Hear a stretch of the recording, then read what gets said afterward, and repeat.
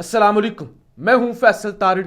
इस वीडियो के अंदर हमने बात करनी है आजम सवाती, जिनको 2 दफा गिरफ्तार किया गया है, निशाने इबरत बनाने की कोशिश की गई है।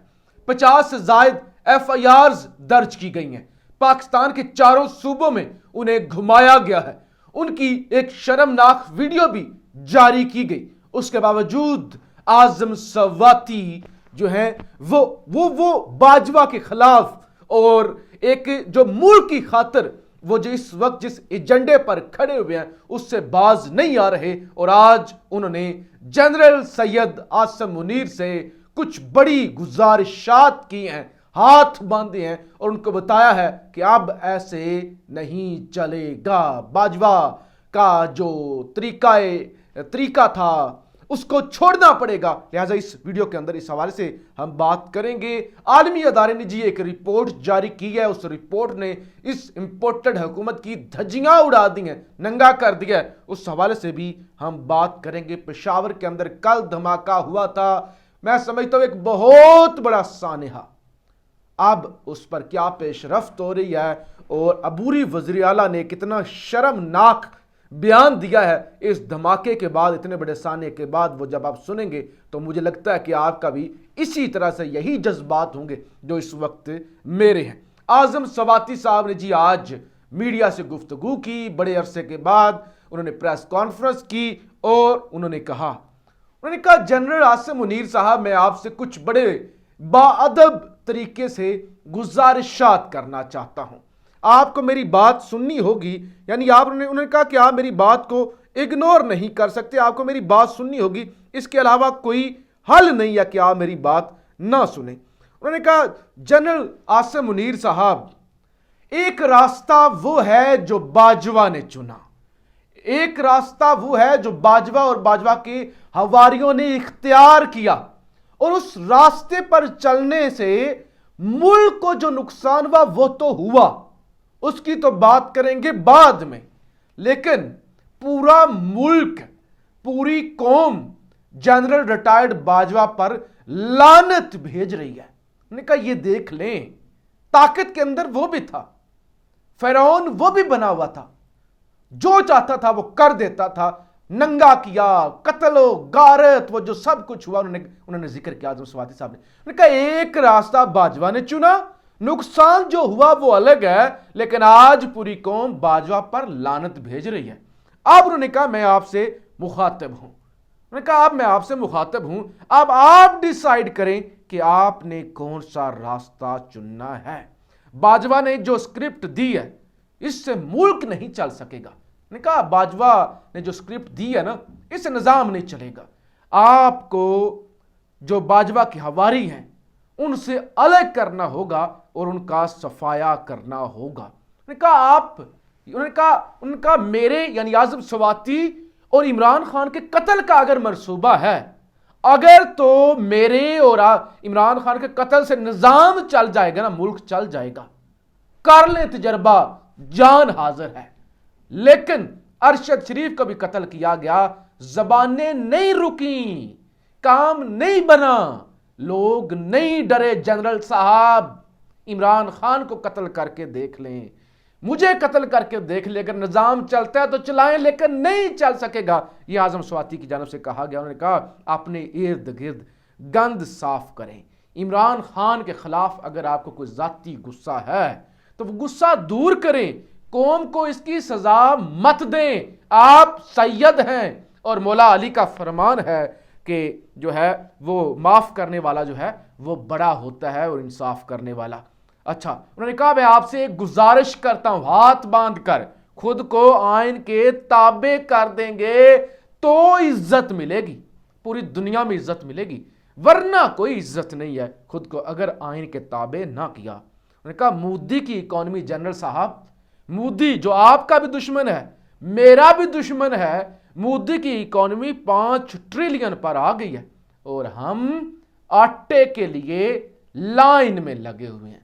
तो ये आजम सवाती की जानब से आज दरखास्त की गई। उन्होंने कहा मैं कोई किसी बुक्स के अंदर नहीं कह रहा, मैं किसी दुश्मनी के अंदर नहीं कह रहा, किसी एंटी एस्टैब्लिशमेंट एजेंडे की वजह से नहीं कह रहा, मेरी तो इस सवाल से इमरान खान से कोई बात भी नहीं हुई।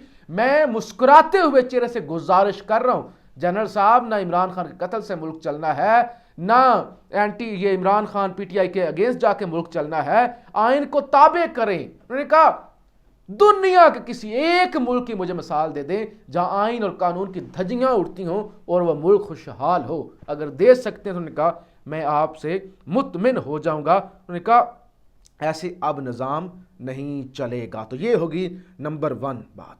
अब इंपोर्टेड जो हम पे इन लोगों ने ही मुसल्लत की हैं, एक जी बड़ा रोला हुआ था पिछले साल, मैंने भी उसके खिलाफ वीडियो की थी, इमरान खान साहब के खिलाफ। जब खान साहब की हुकूमत थी तो ट्रांसपेरेंसी इंटरनेशनल इनकी एक रिपोर्ट आई थी।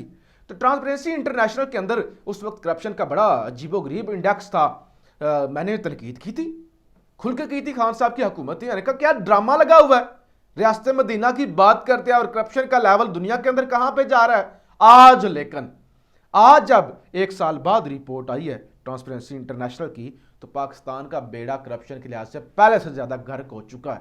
और हमारा दुश्मन मुल्क भारत, वो जनाब हमसे कई गुना बेहतर है। उसका दुनिया में 40वां नंबर है और हमारा 140वां नंबर है।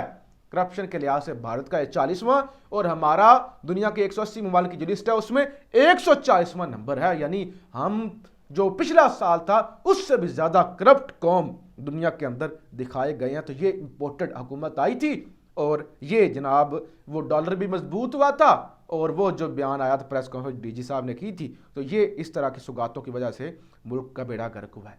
अब जनाब बड़ी जल्दी के साथ और भी खबरें हैं, लेकिन आईजी सीसीपीओ पेशावर ने एक बड़ी खतरनाक बात की है।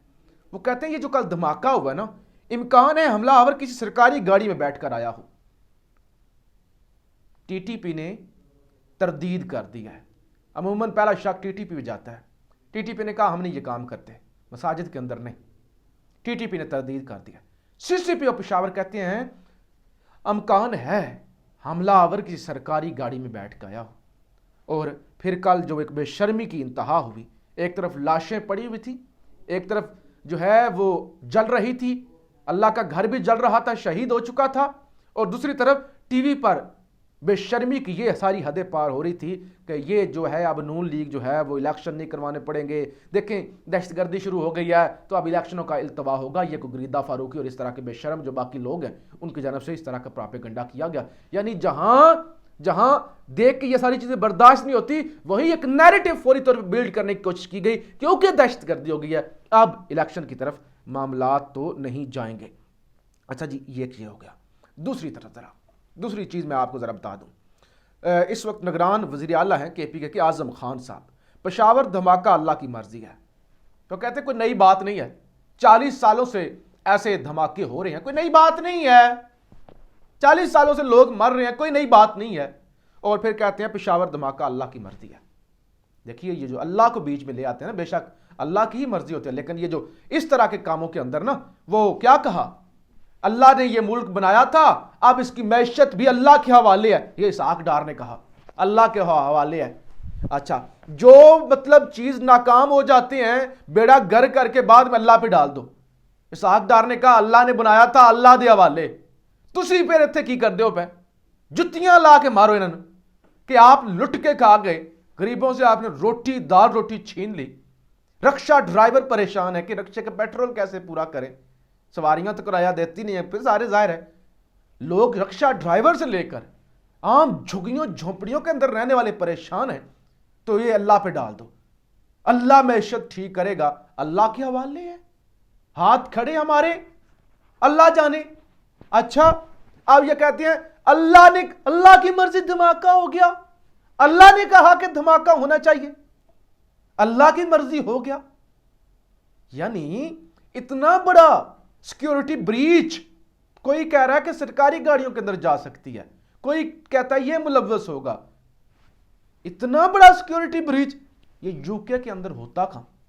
यूके के वजीर आजम को पकड़ के बाहर फेंकते, किसी और मुल्क के अंदर होता, अमेरिका के अंदर होता, अब तक लग पता चुका होता।